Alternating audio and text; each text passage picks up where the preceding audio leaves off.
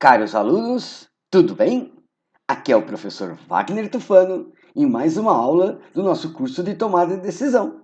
Estamos na nossa 13ª aula e eu não tenho dúvidas que este número vai trazer muita sorte para vocês.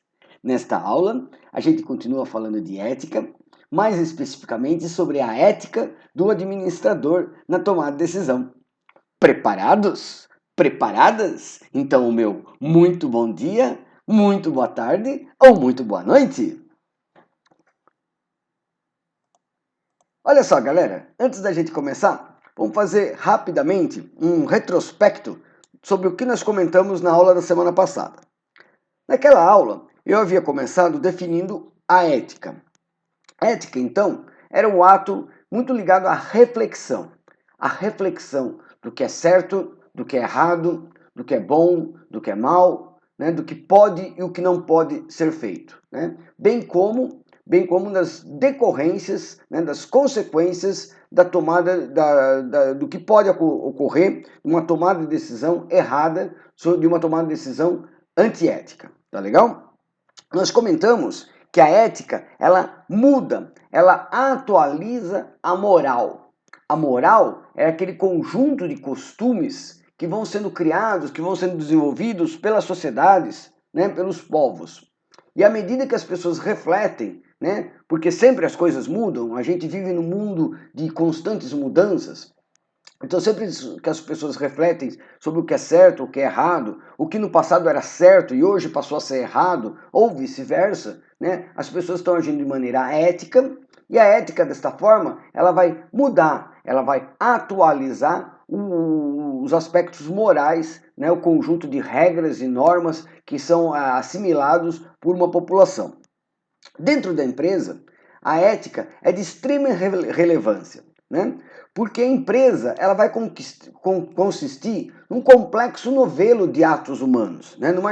A empresa ela é tida para nós como uma jazida ética. Porque na empresa o que nós vemos? Várias pessoas, às vezes com finalidades diferentes, né? que vem de famílias diferentes, com tradições diferentes, né? Com experiências diferentes, atuando em prol do mesmo objetivo, em prol de uma mesma missão, de uma mesma visão. E com certeza, como essas pessoas são diferentes, às vezes muitas intrigas, muitas brigas, muitos problemas surgem. Então, uma das dicas que a gente sempre dá para poder resolver essas questões de uma maneira melhor é a ética. Né? Agindo com ética, você sempre vai se resvalar, você sempre vai se resguardar no que é correto. E isso fica muito mais fácil, né, quando você precisa se explicar. Né? A ética, ela faz com que a gente cresça, com que a gente se desenvolva, né, espiritualmente, profissionalmente, né, pessoalmente. Então, agir com ética é sempre a melhor dica, né? É sempre a melhor forma para a gente se resvalar, né, de problemas futuros, tá legal? E nós comentamos também na aula passada que comportamentos antiéticos, eles são promovidos por qualquer tipo de empresa. Empresas pequenas, médias, grandes, empresas nacionais, empresas multinacionais, e que muitas vezes, gente, isso que é importante a gente ter em mente, gastos para recuperação de imagem, gastos com processos judiciais, processos jurídicos, eles podem ser muito maiores, né? Pode ser muito maiores, né, do que investimentos em atitudes éticas. Então, a ética, ela é uma vacina contra problemas, tá? Ela é uma vacina contra problemas, né? Trabalhar com ética, tomar decisões com ética é a melhor forma da gente se prevenir de futuros problemas, tá legal? Porque, como a gente já comentou várias vezes com vocês, né, a tomada de decisão tem que ser uma tomada de decisão a curto, médio e principalmente a longo prazo. E decisões antiéticas de longo prazo podem trazer efeitos extremamente prejudiciais para a empresa. Tá? Extremamente prejudiciais. Às vezes tomar decisão ética, às vezes a princípio pode implicar num custo maior, mas esse custo maior, às vezes, a princípio, ele vai ser diluído conforme o tempo, ele vai trazer muito mais benefícios do que malefícios. Então, como nós comentamos na semana passada, vamos trabalhar sempre no âmbito ético. Tá legal? Olha só, outra coisa que nós também comentamos, a empresa não é antiética. Né? A gente vive falando, não, a Petrobras quebrou, né? A Petrobras era uma empresa falida, a Petrobras é uma empresa corrupta. Não, a Petrobras não é corrupta.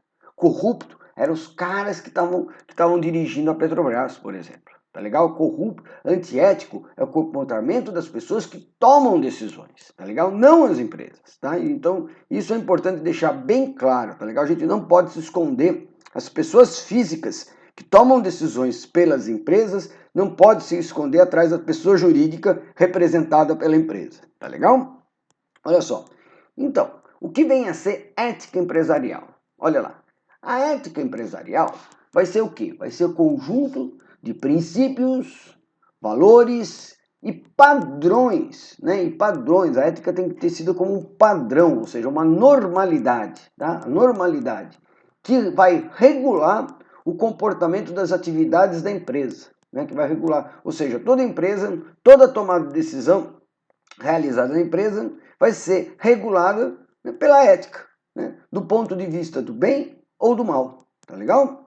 A ética, ela pode ser uma política e uma diretriz, tá? Diretriz, que exprime uma filosofia de negócio, tá? Ou seja, trabalhar com ética pode estar escrito naquela plaquinha da visão da empresa, que está sempre lá do lado do elevador, né? Para nortear o comportamento da empresa na direção do sucesso.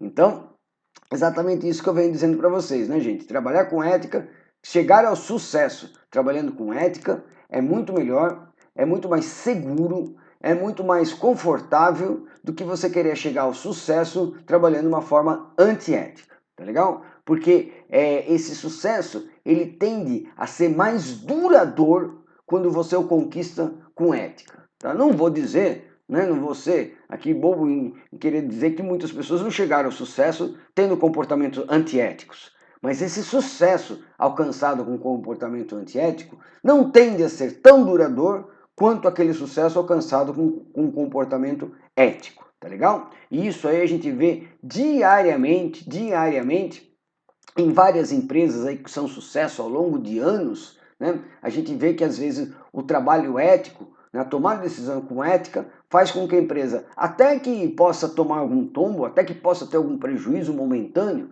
mas ao longo da sua vida, né, ao longo de uma vida longa, ela tem mais momentos de lucros, de sucesso, do que de insucesso, tá legal? Então, muito importante frisar esses tipos de coisas, tá legal, gente?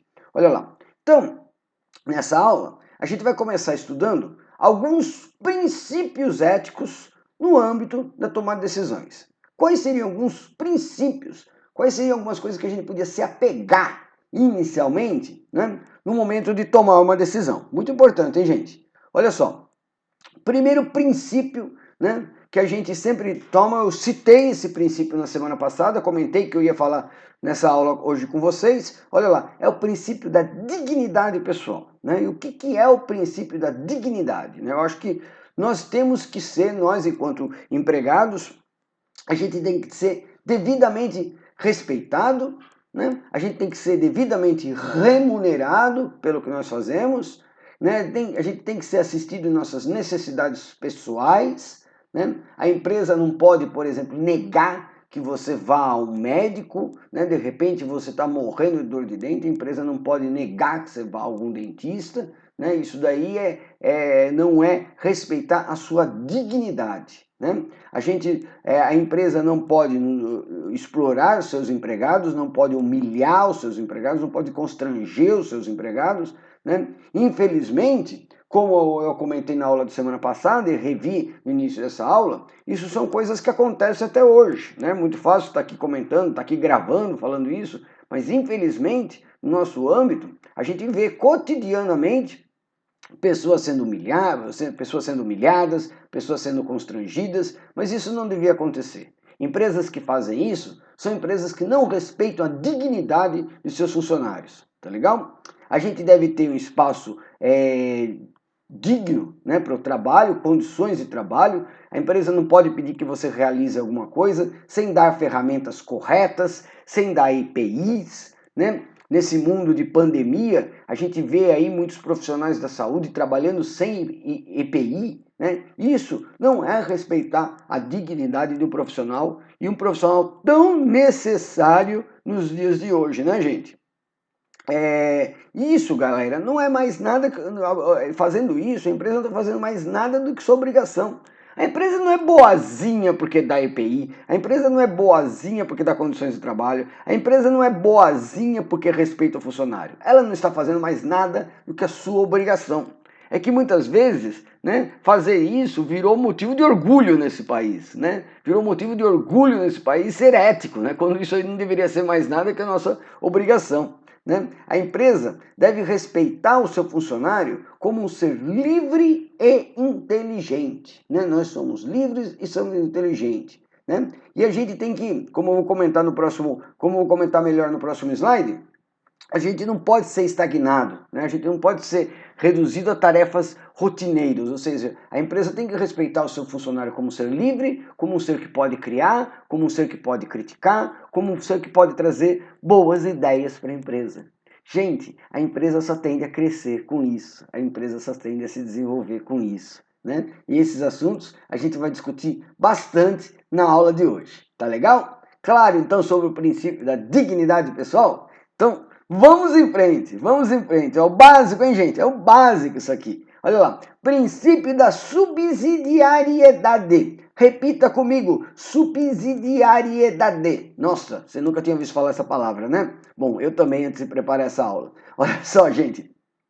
O princípio da subsidiariedade, olha lá, diz que a gente tem que deixar as pessoas, né, fazer o que é da responsabilidade dela. A gente tem que delegar. O bom líder é aquele cara que sabe delegar, não é aquele cara que assume tudo para si. Né? Ele tem que saber delegar, mas ele tem que saber delegar as atividades para as pessoas também, por sua vez, têm que assumir as atividades com responsabilidades.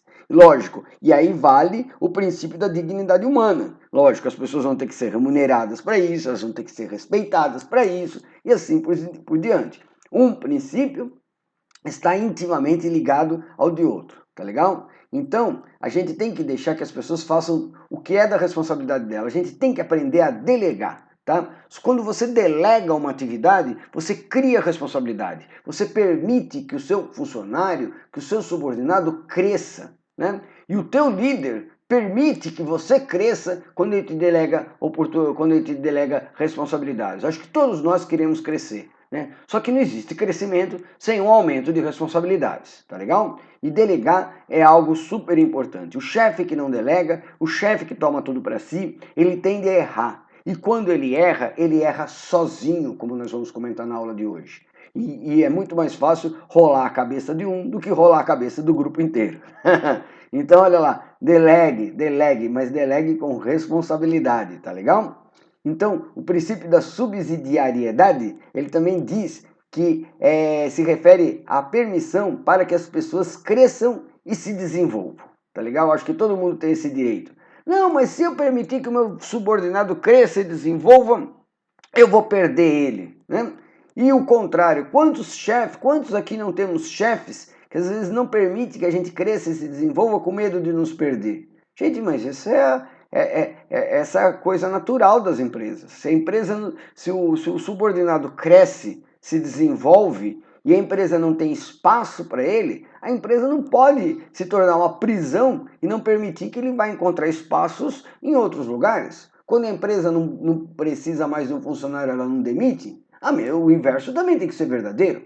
Nós, durante a nossa trajetória de estudantes, e nós seremos estudantes por uma vida toda, olha lá, a gente tem que se preparar para o mercado de trabalho. A gente não tem que se preparar para uma empresa, né? Porque o dia que a empresa não precisar mais da gente, o dia que a empresa não tiver mais condições, ela vai nos demitir. E se a gente não se preparou para o mercado, se a gente se preparou só para aquela empresa, arrumar uma outra colocação vai ser muito mais difícil. Então a gente nunca pode perder de vista que a gente tem que constantemente crescer e se desenvolver. Né? E aí vem um ligeiro puxão de orelhas, né? Porque lógico, todos nós, inclusive eu, né, todos nós, a gente tem uma tendência, né, a se manter nos nossos portos seguros. A gente tem uma tendência a nos manter na nossa ilha de conforto, na nossa zona de conforto, né? Então, crescer, se desenvolver, às vezes dá muito trabalho. Para que isso? Eu já estou velho e coisa e tal. Mas nunca pense assim, gente. Cresça e se desenvolva durante a nossa vida inteira. Isso é o que dá razão para a vida. Isso que torna a vida mais feliz. Isso que torna a vida um desafio todos os dias, né? Se você ficar parado na sua zona de conforto, né? Viver para quê?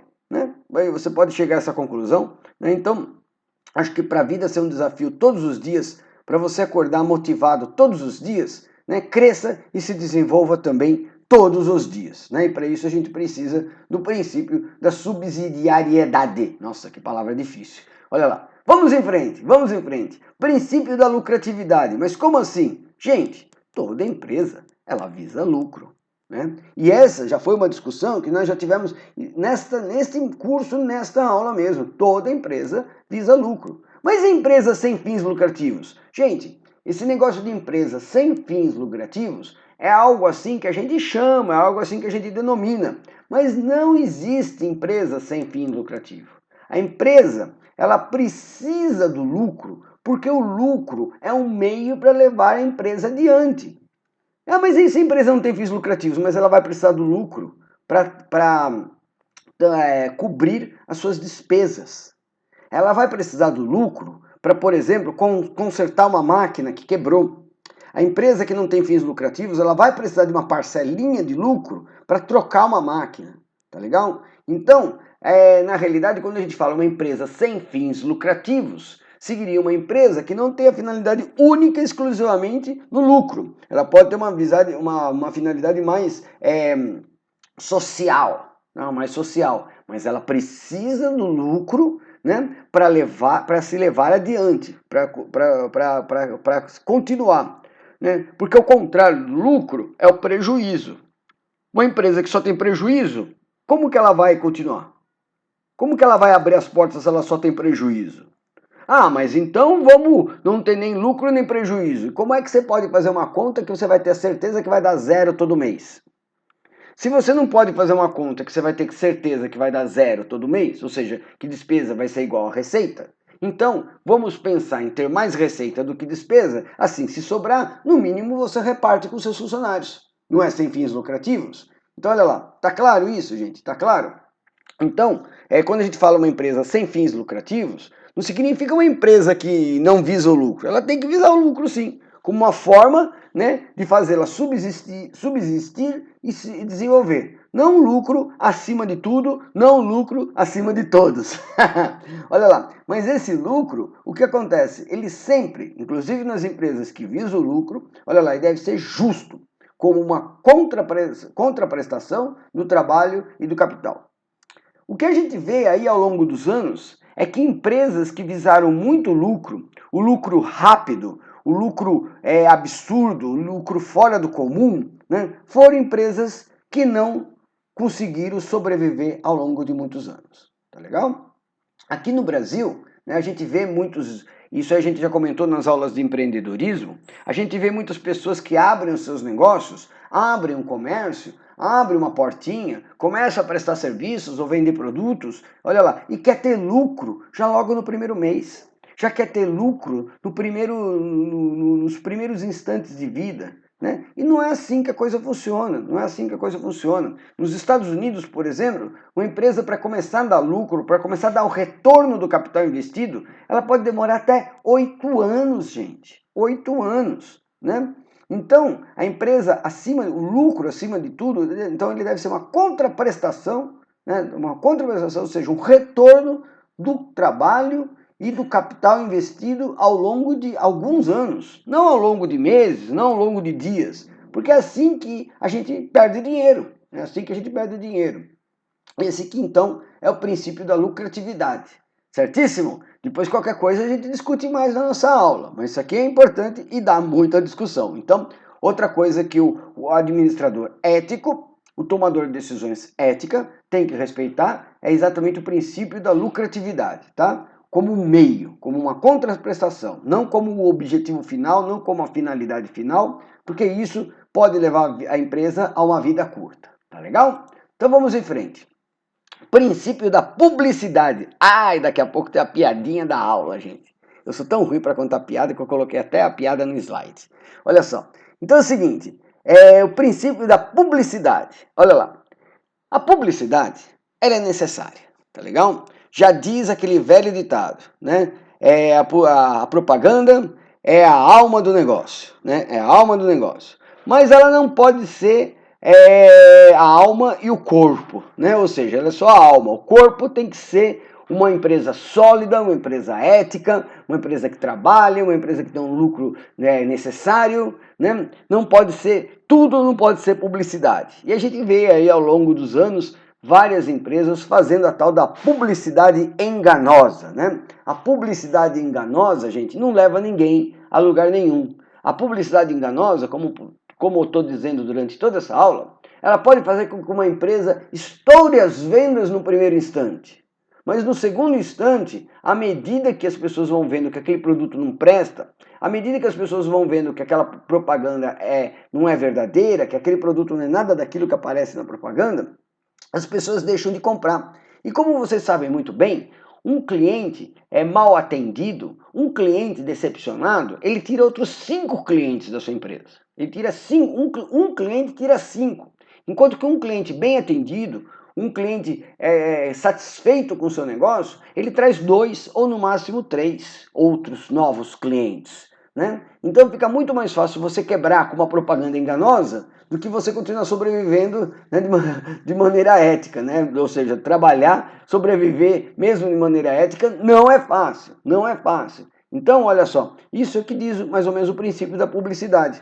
Embora necessária para a empresa sobreviver, a publicidade deve ser honesta, boa e orientada sempre pelos princípios da ética. Ou seja, você também tem que vender um produto bom, você tem que vender um produto que traga benefícios, um produto que traga coisas boas, né? Você não pode vender um produto que traga coisas ruins, né? Olha lá, o que a gente vê de traficante morrendo por aí, né, gente? Isso aí não é bom, isso aí não é bom. Então, olha lá, atenção, atenção, atenção.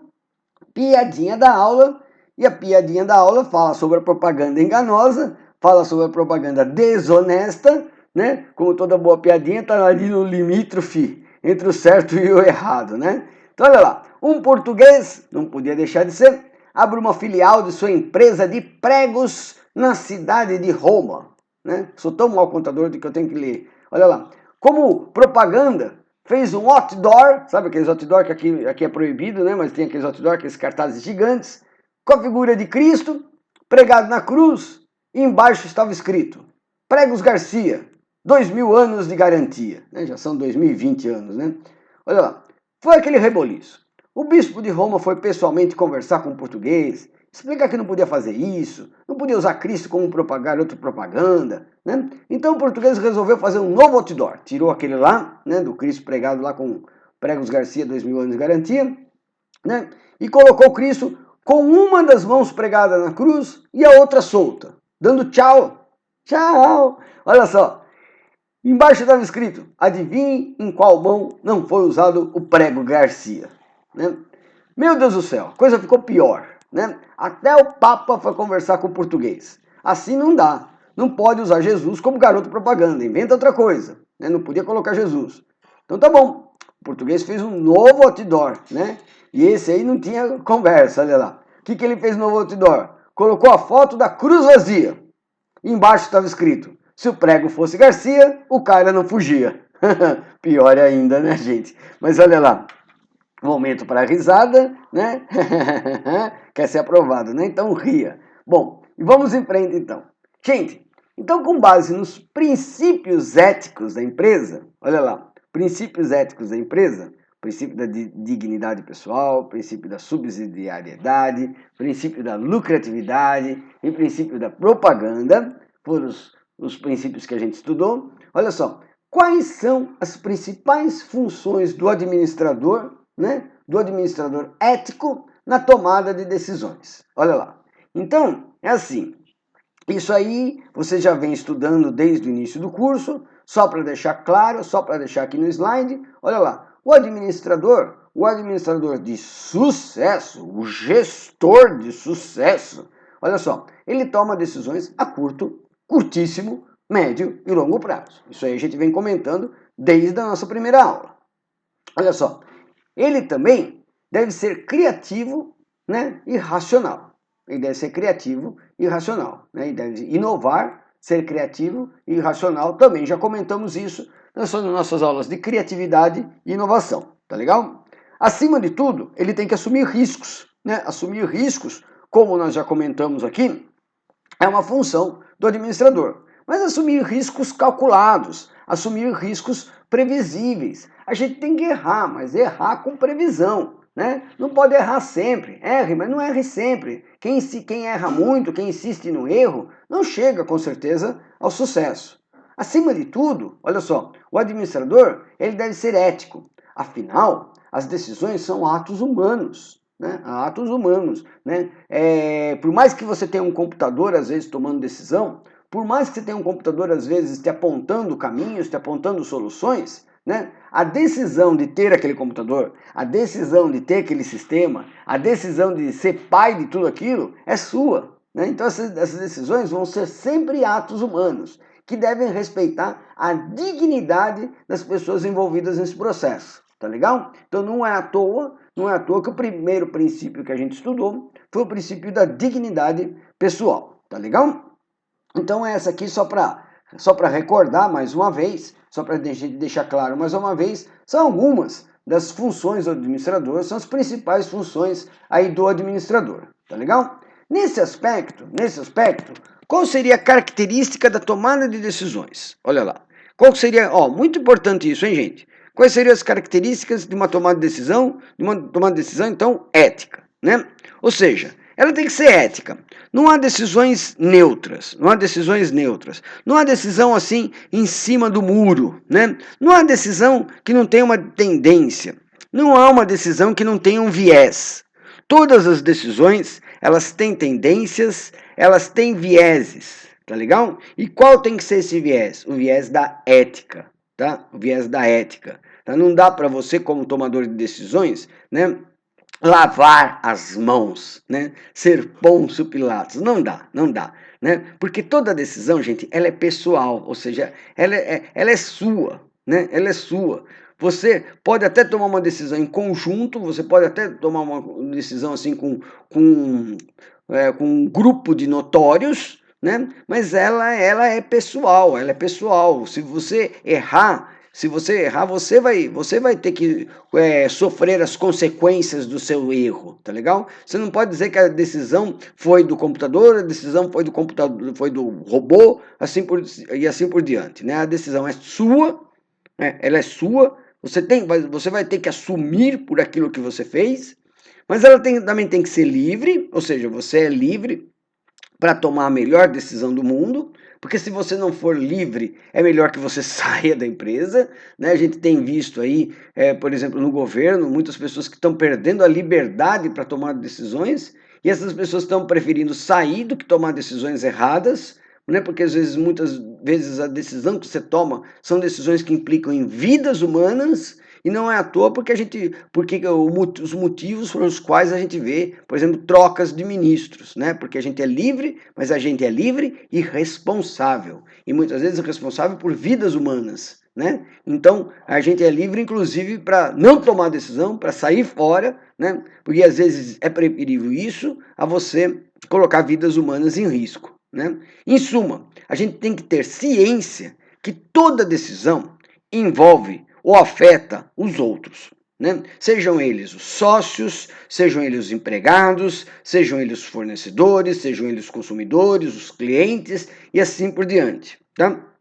Então, tomar decisões com base nisso tudo que eu estou explicando é dificílimo, tá? É dificílimo. Não se trata de seguir normas e procedimentos. Mesmo porque se você tivesse normas e procedimentos para tudo, a gente não precisava de tomadores de decisões, aí um robô faria isso tudo com muita facilidade e muito mais barato, né? Mas sim ter bom senso, né? E ter bom senso, o que é? Agir de maneira ética, agir bem e ser ético. Isso é que é ter bom senso. Tá? Ou seja, ter bom senso é sinônimo de ser ético. né? Então, quando você se resvala na ética, você consegue fazer isso com mais leveza, com mais facilidade, com mais apoio, né? Mais apoio, tendo em vista todas essas questões. Guardem isso, hein, gente? Guardem isso. Então, essas aqui são algumas características da tomada de decisões, tá legal? Olha lá. Então, algumas dicas, e essa dica é master. Essa dica é master.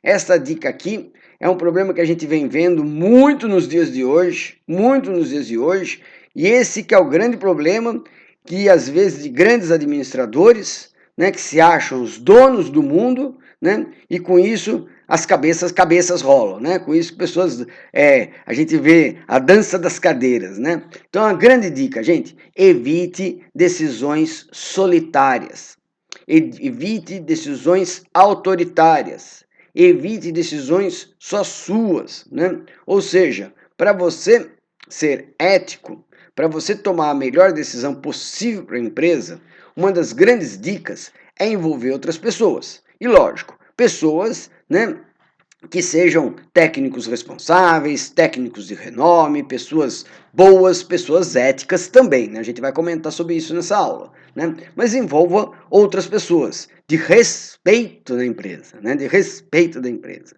né? Para você evitar decisões solitárias, né? Você deve expor as suas ideias e, logicamente, ideias éticas, né?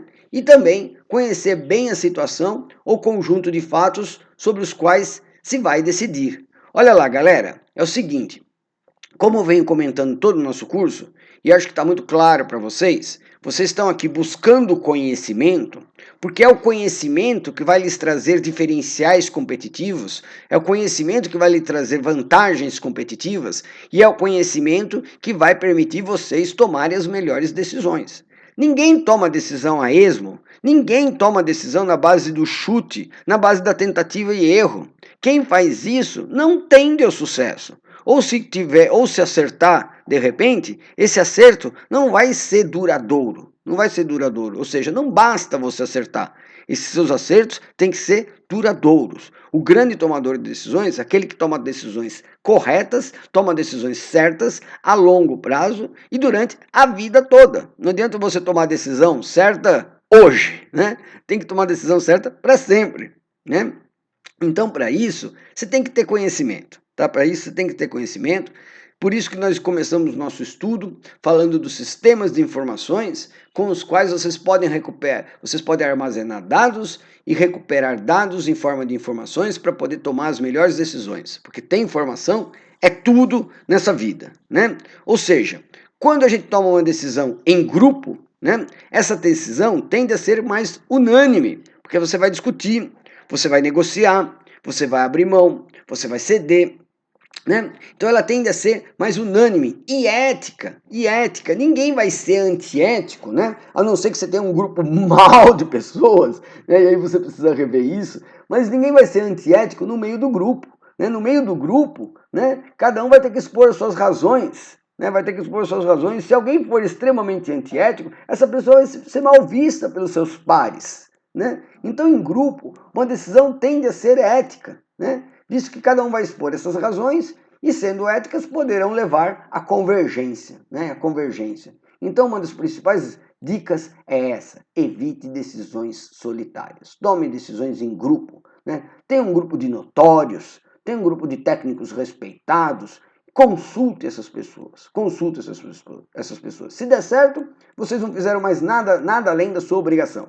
Se der errado, você vai ter com bastante pessoas que dividir, né, os pontos negativos, as consequências negativas da decisão. Mas se ela sempre for pautada pela ética, com certeza vai ficar muito mais fácil, né, se redimir, vai ficar muito mais fácil até você contornar os problemas do que se for uma decisão antiética. Né? E aí, olha só, gente, quais seriam os principais inimigos da tomada de decisão ética, né? O que é que nos conduz à falta de ética? O que é que nos conduz, muitas vezes, ao erro? E isso a gente precisa evitar. Então, eu vou elencar aqui os principais inimigos da decisão ética. Olha só, ignorância, né? Ignorância aqui como o contrário do conhecimento. você tomar decisão sobre aquilo que você não conhece, né? E aí deixa de ser decisão e passa a ser um chute. Então esse é o principal inimigo. Olha lá, paixões. Gente, a paixão, o fanatismo cega. Já diz aquele velho ditado, a paixão cega. E aqui é muito importante a gente diferenciar paixão de amor, tá? Amor é aquela coisa que você sente pelas pessoas e você trabalha em conjunto, né? Você trabalha de uma maneira coerente, né? Você é companheiro, você divide o bom e o ruim, né? Você divide as horas certas das horas incertas, né? Na alegria e na tristeza. Agora a paixão não, a paixão cega, a paixão é aquela coisa que para se transformar em ódio é um pulinho, né? Notem bem, você fala crime passional ou crime amoroso? O crime, ele é passional. E passional vem o quê? De paixão, não de amor. Quem ama não mata, já dizia o velho ditado, né? Então a paixão é um dos principais inimigos da tomada de decisão.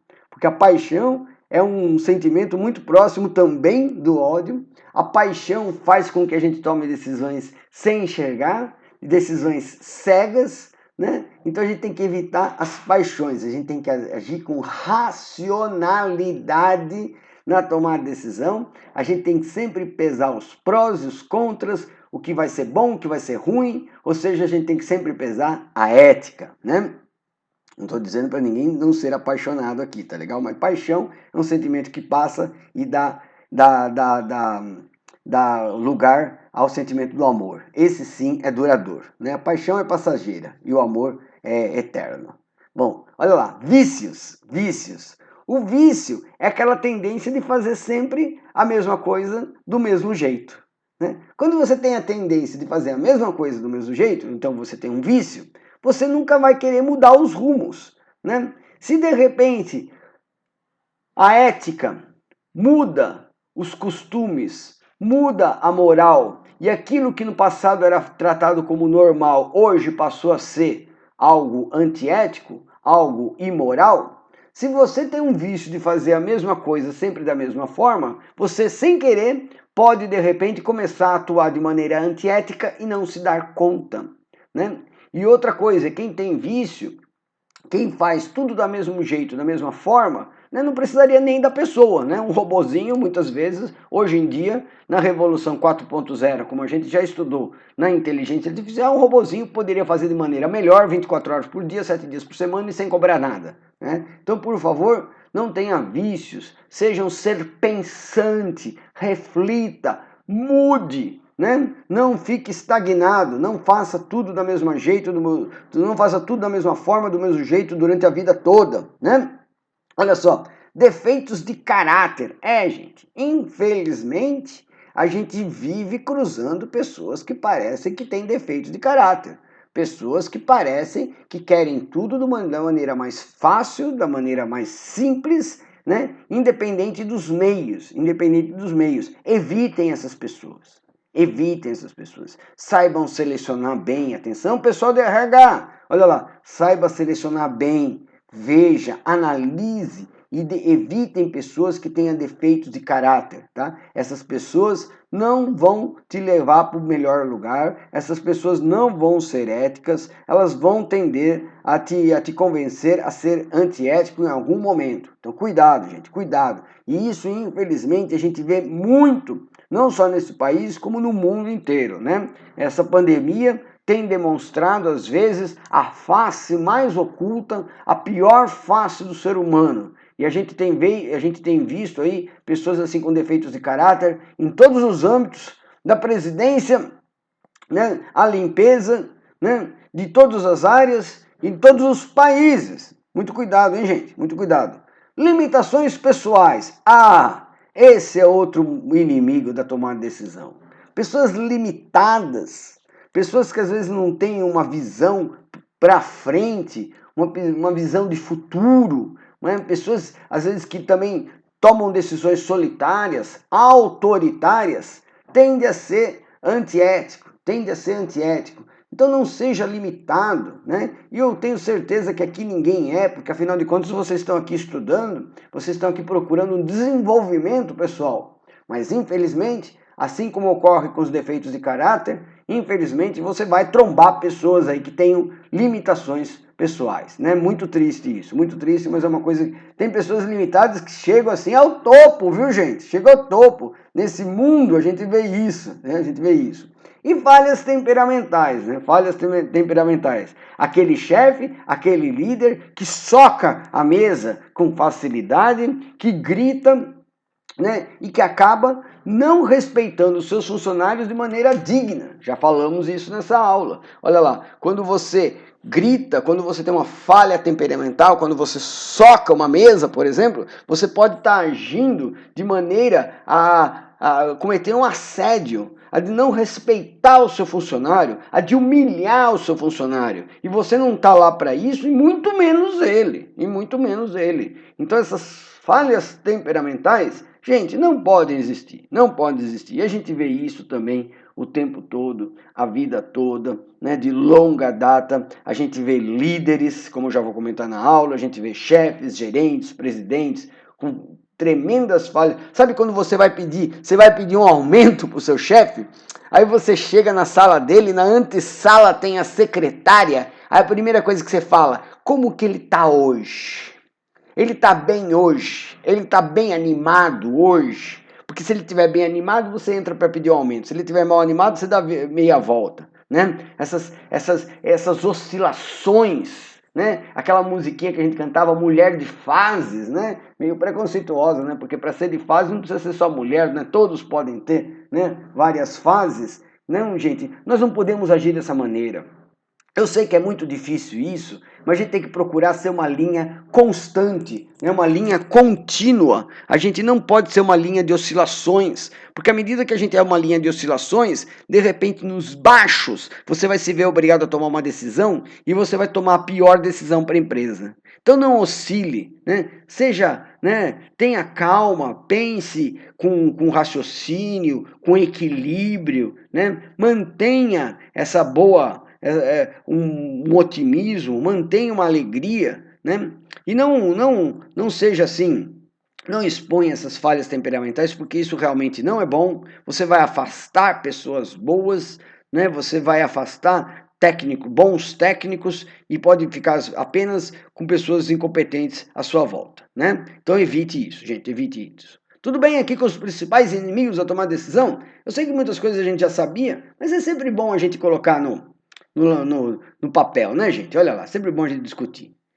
Então, uma reflexão que eu deixo aqui para vocês. Olha lá, galera. A liderança do administrador, no âmbito da empresa, ela vai obrigá-lo a uma grande responsabilidade ética, em particular com a virtude da justiça. Ou seja, acima de tudo, a gente tem que ser justo, né? Justo com os empregados, justo com os fornecedores, justo com os clientes, justo com os prestadores de serviços, justo com todas as pessoas, tá legal? Então, o que é ser um administrador justo? Olha lá que beleza, gente, olha lá que beleza. Guarda esse material, que esse material vai poder ser um guia para vocês aí para o futuro. Olha que legal. O que é ser um administrador justo? Olha lá, é agir com lealdade e boa fé. Ser leal, pensar no bem. Se você é leal, se você pensa no bem, mesmo que você tomar uma decisão errada, vai ser muito mais fácil as pessoas assimilarem aquela tua decisão errada, vai ser muito mais fácil você ser desculpado do que você quiser agir, se você quiser agir de maneira errada. Tá legal? Isso aí eu já comentei várias vezes, isso aí, e eu não canso de repetir, tá, gente? Cumprir todos os contratos da empresa. Né? Isso é ser justiça. Isso não é ser bom, não, hein, gente? Isso é ser justo. Ou seja, você não está fazendo mais nada que a sua obrigação. Tá legal? E o que a gente estuda? O que a gente estuda especialmente em contabilidade, né? Porque essas questões éticas da empresa, essas questões éticas, elas estão presentes aí em todas as unidades curriculares, elas estão presentes aí em todas as disciplinas, em todas as matérias que a gente estuda, né? Então, todos os ramos do conhecimento, a gente tem a questão ética, e isso é muito importante que ela seja discutida, né? Então, olha lá, o que a gente aprende, por exemplo, na contabilidade, que a primeira obrigação que o administrador tem é com os seus empregados. Né? Porque se ele não pagar o empregado é aquele tal negócio que a gente está vendo nos dias de hoje. O empregado muitas vezes ganha durante o dia para comer à noite. né? Então, ele não pagar os empregados, né, é a primeira obrigação que o cara tem. Porque se ele não pagar o empregado, ele vai poder ter empregado faltando por falta de dinheiro para a condução, por falta de dinheiro para comida, ele vai poder ter empregado adoecendo, e os custos que ele vai arcar com isso vão ser muito maiores do que se ele simplesmente cumprisse com as suas obrigações e o pagasse e o remunerasse corretamente em dia. Depois, contrato com os fornecedores. Contrato com os fornecedores. O que acontece? Muitos fornecedores, se não forem pagos, podem quebrar. A gente tem fornecedores que são empresas pequenas, empresas às vezes familiares, pequenas, que se você não paga, né, eles quebram. E quebram de uma maneira muito fácil. A gente tem visto isso também nos dias de hoje. Então, pagar fornecedores é a segunda obrigação, nota a palavra, olha lá, que o administrador justo tem. Em seguida, contratos com os clientes. Ou seja, se você vende um produto, você tem que cumprir, você tem que honrar aquele contrato, você tem que entregar o produto. Se você presta um serviço, a mesma coisa. Parece óbvio, mas nesse país a gente vive vendo pessoas tomando calote, né? O que não pode acontecer. Então, contrato com os clientes é a terceira obrigação. E por último, direito dos acionistas. Ou seja, se você fez tudo aquilo anteriormente e sobrou dinheiro, sobrou lucro, aí você remunera seus acionistas. O que a gente tem visto, galera, é o contrário. O que a gente tem visto é o colocar a carroça na frente dos burros. Ou seja, até alguns anos atrás, nós tivemos um problema de seca aqui no estado de São Paulo, que as represas secaram, né? E quase que faltou água, a gente teve que fazer racionamento, teve rodízio em muitos bairros, quem não tinha uma caixa d'água sofreu, né? E no meio dessa crise, né, dessa seca aí, dessa crise de água, nós descobrimos que a Sabesp, a empresa de saneamento básico do estado de São Paulo, tinha remunerado, tinha dado uma nota para os seus acionistas. Puxa vida, com uma crise iminente, com uma seca iminente, nós ficamos 3 anos sem chuva. Era certo remunerar acionistas, ao passo que deveria estar construindo mais reservatórios, ao passo que deveria estar investindo em mais fontes de água? Né? Não era certo. Agora, olha só, eu estou dando um exemplo que a gente viveu até alguns aninhos atrás, que muitos devem se recordar, e não foi de uma empresa pequena, não, foi da maior empresa estatal do Brasil no ramo de saneamento básico, que é a Sabesp. Né? Então, eles remuneraram os acionistas e não investiram em crescimento, em aumento do represamento de água, né? E inverteram toda essa lógica. Isso aqui é só um pequeno exemplo. Mas a gente vive vendo exemplos, como eu comentei na semana passada, né, de administradores injustos, administradores antiéticos, que não cumprem com essas obrigações básicas do seu dia a dia. Tá legal? Então isso é ser um administrador justo. Não se esqueçam nunca, meus futuros administradores e gestoras, administradoras de sucesso. Olha lá. Então, gente, segundo São Tomás de Aquino, a justiça é tratar igualmente os iguais e desigualmente os desiguais, na medida de suas diferenças. Tá? Aqui alguns podem me chamar de esquerdista, olha só, mas é exatamente isso, gente. Quando a pessoa é muito desigual, quanto mais desigual ela é, mais desigual também vai ser o tratamento que ela mereça. Tá legal? E os iguais, eles merecem o mesmo tratamento. Não tem coisa mais chata do que você levar uma bronca, do que você ser punido por algo que você não cometeu. Eu já cansei de levar broncas por causa disso. Aí eu vou chegar e falar com o meu chefe, mas chefe, eu não fiz nada de errado, eu estou cumprindo com as minhas obrigações. Sim, mas algumas pessoas não estão. Então eu mandei o e-mail para todas. Está sendo justo? Não está sendo justo. Não está sendo justo. Se algumas pessoas estão errando, se algumas pessoas estão cometendo falhas, você seja pessoal, seja um chefe enérgico e mande o e-mail só para essas pessoas. Ah, não, mas não quero expô-las. Pô, apesar de elas estar cometendo erro, você não quer expô-las? Manda com cópia oculta. Mas mande um e-mail só para quem está sendo desigual, né? Manda um e-mail só para quem está cometendo erro. Você não vai mandar um e-mail para a turma, para a empresa inteira. E é isso que a gente mais vê acontecer. Né? A gente mais vê acontecer. Há uns anos atrás, né, o pessoal tinha liberado o ponto da saída. Aí começou a ter gente indo embora meia hora, 45 minutos, uma hora antes. Né? Aí o que fizeram? Pararam a liberação do ponto, todo mundo tem que assinar na saída, no horário estipulado. Ou seja, você pune todo mundo por causa de meia dúzia de funcionários que agiam de maneira antiética. Né? Isso não é ser justo. Isso não é ser justo. Então nunca esqueçam disso, gente. Prega na parede. Justiça é tratar igualmente os iguais e desigualmente os desiguais, na medida de suas diferenças. Quanto mais desigual, mais desigual. Quanto mais desigual a pessoa for, mais desigual tem que ser a forma de tratamento. Tanto para o bem, tanto para você ajudar, como para você também punir. Tá legal? Então isso é ser justo. E isso dizia São Tomás de Aquino. Tá legal? Para começar a terminar nossa aula, olha lá, nem tanto, calma. Eu gostaria de comentar um pouquinho com vocês sobre liderança e ética. Liderança e ética. Pode ser líder e ético ao mesmo tempo? Sim, se não pudesse, a gente não estava aqui discutindo tudo isso, né? Olha só, antes de tudo, vamos deixar claro, né? Vamos conceituar. Olha lá, o que é a liderança, né? O que é a liderança? O que é ser líder? Olha lá, líder, né? Entende-se por liderança aquele poder da pessoa decorrente de suas qualidades e atributos, ou seja, aquele poder da pessoa, né, de acordo com o seu cargo dentro da empresa, né? E a liderança vai ser aquilo que vai tornar capaz de conduzir os outros. Quando você é líder, você vai ser o condutor.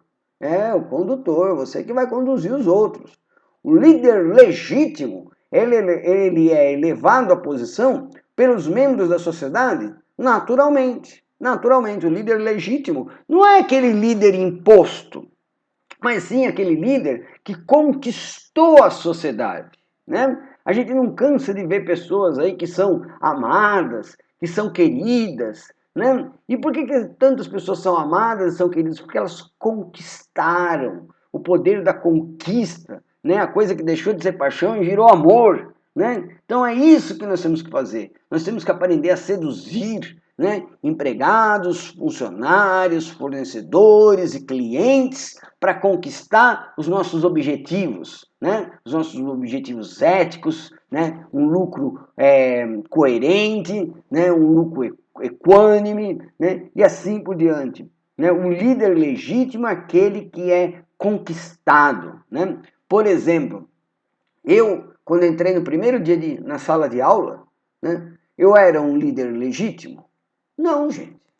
Eu era um líder imposto. Imposto. Naquele instante, você era aluno e estava sentado na cadeira, e eu era o professor e estava de pé à frente na minha mesa. Então, no primeiro instante, eu sou um líder imposto.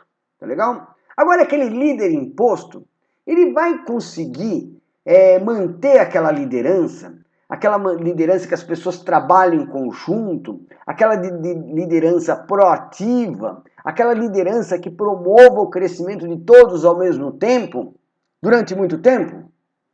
Não, gente. Não. No passar do tempo, esse líder imposto, ele tem que transformar essa imposição em conquista. Em conquista. Porque se ele não transformar essa imposição em conquista, as pessoas vão fazer o que ele mandam simplesmente porque ele mandam. Não porque elas têm vontade, não porque elas querem participar, não porque elas querem crescer, mas simplesmente porque ele manda. Tá? E assim com todos nós, inclusive comigo, se eu não conquistar, né, a liderança junto a vocês, né, enquanto um professor, eu só vou ter alunos que vão ser cumpridores de tarefas, alunos tarefeiros. Agora, aqueles alunos tarefeiros vão ter necessariamente sucesso lá na frente? Não. Pessoas tarefeiras vão ter sucesso? Não. Como a gente acabou de falar, né? Um dos inimigos a tomar decisão é o vício. É a sua tendência de fazer a mesma coisa do mesmo jeito, sempre. Tá legal? Então, muito cuidado com isso, tá, gente? Muito cuidado com isso. A gente tem que ser líder legítimo, a gente tem que ser carismático, a gente tem que se conquistar, a gente tem que ouvir, né? A gente tem que tomar decisões em conjunto, não pode ser solitário, não pode ser autoritário, porque essas são algumas dicas que vão promover o nosso crescimento, o nosso sucesso e, acima de tudo, o sucesso dos nossos negócios. Tá legal, gente? Então, só para deixar claro para vocês, líder, olha lá, é o verbo em inglês to lead, repeat after me, lead, né? Que significa então conduzir, guiar. Olha só, Duce em italiano, Führer em alemão, né? Quando o pessoal chamava de Heil Führer para cumprimentar Adolf Hitler, eles estavam cumprimentando o líder. Ó, líder, mito em português, não, para. Xerife em árabe, gente. Xerife não é aquele cara que leva não é só aquele cara que leva aquela estrelinha no peito, lá nos filmes de Velho Oeste, né? Xerife significa líder em árabe. É o líder comunitário, é o líder da justiça, assim por diante. Em espanhol é o caudillo, né? Caudillo, em espanhol, tornou-se uma palavra negativa, né? Aquele líder negativo, né? O cara é líder, virou uma coisa meio semelhante a coronel, né? Coronel em português, né? Aqui no Brasil, né? E mito em português, nossa, meu Deus do céu, chora, né? Parecia aquela menina, aquela moça lá da escolinha do professor Raimundo, né? Em português, mito, para, né, gente? Mas esses são um conceito de líder, conceito. Então, olha lá, algumas características do líder correto, do líder ético. Olha lá o caretinha aqui na frente, olha só. Então, mais uma vez, desculpa aí, vou até passar rápido, conhecimento. Não se chega à liderança sem conhecimento, por isso que vocês estão aqui. Objetividade, tem que ter um objetivo, né? Tem que ter um fim comum. Se você não tem um objetivo, você está atirando para tudo quanto é lado, você tem uma tendência a perder essa liderança rapidinho. Decisão, tá? E decisão ética, ser um cara indeciso, o cara em cima do muro, aquele cara que não toma decisão, aquele cara, né? Tem aquele filme que conta a história do avô da rainha Elizabeth, né? É o rei Eduardo, né? Lá na Inglaterra, no início do século passado, que ele era o cara mais indeciso do mundo. O que aconteceu? Ele abdicou, ele renunciou, né? Porque ele não é um cara indeciso. O rei não pode ser indeciso. O rei, antes de tudo, ele é um líder, né? Ele tem que ser uma decisão, e essa decisão tem que ser ética, porque se ele não for ética, ele pode levar, no caso do rei, seu povo à morte, né? É o que a gente vê durante toda a vida. Tem que ser determinado, gente. Você vê que os grandes líderes são aqueles caras que não se cansam. São aqueles caras que às vezes você para e pensa, nossa, esse cara está aí trabalhando 24 horas por dia. Como é que pode um negócio desse, né? Tem que ser determinado, né? Tem que ser perspicaz, tem que querer, né? Tem que ter inteligência, ir à frente, pensar, né? Olha só, empatia, né? Lógico, ele tem que se colocar na pele dos seus funcionários, saber quanto muitos podem estar sofrendo, tem que saber o quanto eles estão passando. Você tem que ter empatia também pelo seu cliente, pelo seu fornecedor. À medida que você sente o que o seu cliente sente, você pode atingir melhor as necessidades dele, né? Essa aqui é uma palavrinha que virou uma palavrinha da moda, né? Mas não é nada fácil, tá? Não é nada fácil, tá? Visão, tá legal? O líder tem que ter uma visão, tem que ter uma visão de futuro, tem que prever o futuro, isso nós já comentamos várias vezes. Tem que ser prudente, né? Erre, mas erre com prudência, né? Erre com previsão, né? Porque afinal de contas toda tomada de decisões envolve risco, né? E tem que, acima de tudo, ter uma conduta íntegra, né? A gente tem que ser íntegro na nossa vida, na nossa carreira, na condução dos nossos negócios. Tá legal? Bom, algumas falhas éticas que comprometem a autoridade de um líder. E isso a gente vê aí, né? Durante todos os dias, durante todo momento, estão sendo exemplos do nosso cotidiano. Olha lá, abuso. Abuso é aquele cara que ele não respeita o princípio da dignidade humana, né? Ele humilha, ele manda, ele exige do funcionário coisas que vão além das funções, além do que o funcionário tem que fazer. Ele abusa da sua liderança. E à medida que ele abusa da sua liderança, ele coloca a sua liderança em risco, né? Desmandos. É aquele cara que manda uma coisa de manhã, outra tarde e diz outra noite na televisão, né? Então é aquele cara que não sabe para onde ir, né? Quando você não sabe para onde ir, né, você não consegue ser um líder ético, você não consegue ser um bom líder. Você tem que ter, como eu acabei de comentar no slide anterior, visão. Né? Você tem que ter visão e seguir com perspicácia aquele caminho, aquilo que você acredita sendo, que é o melhor para todos. Né? Despotismo, desculpa. Olha lá. Então, isso é uma das principais falhas éticas. O que é o despotismo? É o poder absoluto. É você abusar da sua autoridade. E arbitrário, ou seja, você fazer o que você bem entende e não ouvir os outros. Né? Isso é despotismo. Né? Os reis, eles eram considerados reis, os reis na Idade Média, eles eram considerados reis déspotas. O que eram reis déspotas? Eram reis que tinham poder absoluto. Não tinha STF, não tinha poder legislativo, não tinha nada. Tudo, ele era o poder. Né? Ele era o poder, ele era a Constituição. Né? E aproveitamento pessoal, quando você pensa mais em você, quando você pensa mais na sua família, do que na sua empresa, do que no seu povo. Né? Então essa é uma das grandes falhas éticas que podem comprometer a autoridade do líder, e esses exemplos a gente vê no nosso cotidiano. Olha lá. Acima de tudo, a gente não pode perder de vista que a ética, ela alicerça e sustenta o líder, tá? E sustenta o líder. Então, para você se sustentar, para você se manter, você tem que trabalhar sempre pautado na ética, porque as virtudes desenvolvidas inspiram confiança. O líder que inspira confiança é aquele líder que trabalha pautado na ética. Nada mais justo. Olha só. Então é o seguinte, quais seriam, né, alguns padrões que a gente podia manter na nossa empresa de conduta ética? Né? Quais seriam alguns padrões? Gente, esse material é muito legal, guardem isso aí e divulguem na empresa, tá legal, gente? Parece o óbvio, mas muitas vezes as pessoas não sabem. Olha lá. Então, como líder, a gente tem que dar exemplo. Não adianta você querer chegar meio-dia na empresa, tudo bem que você pode deixar claro que você estava em reunião de negócios, que você estava trabalhando em casa e coisa e tal. Mas, acima de tudo, você tem que dar exemplo. Você não pode exigir assiduidade do seu funcionário se você também não for um cara assíduo. Tá? Decidir com ética, expliquei isso durante essas 2 últimas aulas, né? Mesmo que a custos significativos, porque no longo prazo você pode recuperar tudo isso, ou você pode gastar mais ainda se você agir de maneira antiética, começamos falando isso, né? Apoiar firmemente as auditorias e comissões, né? Quando alguma coisa dá errado, quando você contrata alguma auditoria, você tem que apoiar firmemente, e essas auditorias têm que ser externas, não pode ser interna, porque é óbvio que uma auditoria interna vai ter uma tendência, né, vai trabalhar com viés de apoiar você, né, e de não ir contra. Por isso que muitas empresas contratam auditoria externa, que devem ser independentes, né? E também deve ter uma comissão de ética dentro da empresa. Essa comissão de ética deve ser permanente. Né? Muitas empresas montam uma comissão de ética quando dá, desculpa aí, alguma merda.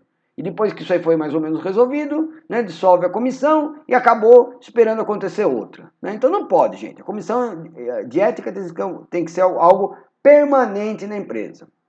Né? Logicamente, destinar tempo e atenção a essas comissões. Não pode ser comissões só pro forma, mas né, elas têm que ser ouvidas, tem que ser prestigiadas. Né? A gente tem que prestigiar essas comissões de ética. Né? Selecionar bens gerentes ou subordinados, porque quando um gerente contrata um subordinado incompetente, porque ele também é incompetente, né? Então isso é muito importante, um gerente incompetente vai ter subordinados incompetentes, porque acima de tudo ele tem competência para saber que um funcionário, um subordinado muito competente vai tomar o lugar dele. Então, no geral, gerentes incompetentes contratam subordinados incompetentes. E assim você cria, né, uma corrente de incompetência na sua empresa. Uma corrente de incompetência da sua empresa não vai levar a sua empresa, né, para o sucesso, especialmente duradouro. Tá legal? E lógico, uma coisa muito importante é elogiar, premiar, né, as condutas éticas. Eu sei que muitos de vocês vão dizer, ser ético não é nada mais, nada menos que a minha obrigação. Mas infelizmente, a gente está no Brasil. né? E a gente precisa premiar aquele cara que consertou alguma coisa errada por si só, aquele cara que previu um problema e tomou uma decisão para evitar aquele problema, aquele cara que tomou a melhor decisão do mundo, né? Aquele cara que pode ter gastado a princípio, mas num segundo momento ele evitou perdas maiores e assim por diante. Tá legal, gente? Olha só, lembre-se bem, um colaborador, como eu estava explicando para vocês, um colaborador mal escolhido, ele tende a repetir esse procedimento ao contratar seus subordinados, eu acabei de falar. O que pode ser extremamente contraproducente e levar a empresa ao caos, além de aumentar a distância da ética. Né? Quando alguém é do mal, esse ser do mal é ser antiético. Tá legal? Deficiência da progressividade técnica e da racionalidade, entre muitos outros problemas. Tá legal? 1 de 256. 2. Olha lá. Liderança não se compra, tampouco se aprende nos livros, ela se conquista. Isso aí eu acabei de falar na aula, você tem que conquistar a liderança. E é possível sim conquistá-la, é possível sim aprender a ser líder. Vocês estão aqui para isso. Olha só, o administrador tem enormes possibilidades de evidenciar-se como um líder. Isso dependerá das suas virtudes, né? Se você for um cara bom, se você tiver virtudes, se você for um cara que sabe assumir riscos, sabe assumir responsabilidades, e você conseguir deixar claro isso aí para as pessoas, você vai ser um cara que você vai ter enormes possibilidades de se tornar um líder, né? Olha só, e não é o cargo que faz o líder, da mesma forma que não é o hábito que faz o monge, né? Ou seja, não é só o fato de eu estar aqui à frente que eu vou ser necessariamente um líder. Acima de tudo, eu tenho que conquistá-los, né? Eu tenho que conquistá-los. Então, aquele cara que se resvala no cargo para ser um líder, ele não tende a levar a sua empresa para um objetivo bacana, um objetivo legal, de uma maneira bacana, de uma maneira suave, tá? E viver desta forma é uma maneira da gente viver bem, viver com felicidade, que é o nosso grande objetivo nessa vida, né? Viver com felicidade. Acho que está claro para todos nós. Tá legal?